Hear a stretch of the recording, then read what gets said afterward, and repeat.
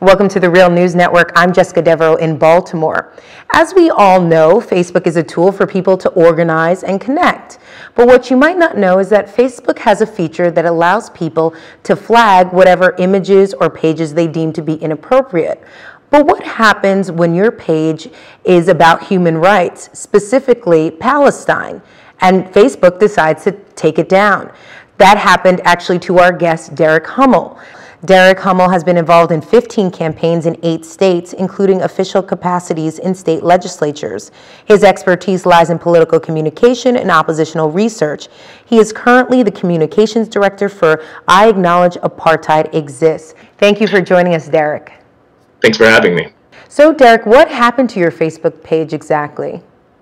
On April 3rd, prior to that, we'd actually been flooded with a lot of egregious reports from oppositional groups on the other side of the Palestine-Israel conflict, the debate regarding it. And Facebook actually has a policy that very rationally and logically bans a page or unpublishes it after it meets a certain quota of reports. And the reason for this is to make sure that if nudity or pornography or some explicit violence is put out on Facebook, they don't have to wait until their staff gets around to being able to review it before they shut the page down. Well, individuals have learned how to abuse this policy, and as they did with us. So once it hits a certain quota, Facebook shuts it down. That's what happened to our page.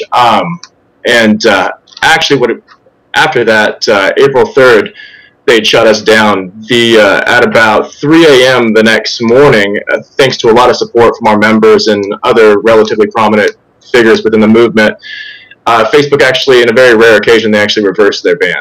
Okay, and you had sent us an image of a post that someone, I'm assuming it was a post or perhaps it was a message where someone wrote that an army of Jews are assembling to remove your page, sleep happy. Yeah, we got a lot of vitriolic messages in our Facebook page, and it's worth pointing out that a very large member of our support base are Jewish. As a matter of fact, our chief administrator is Jewish as well. So when they come at us with that sort of propaganda, we really don't take it very serious. But he did tell us that an army of Jews were out to disband our Facebook page. The very next day, we were shut down.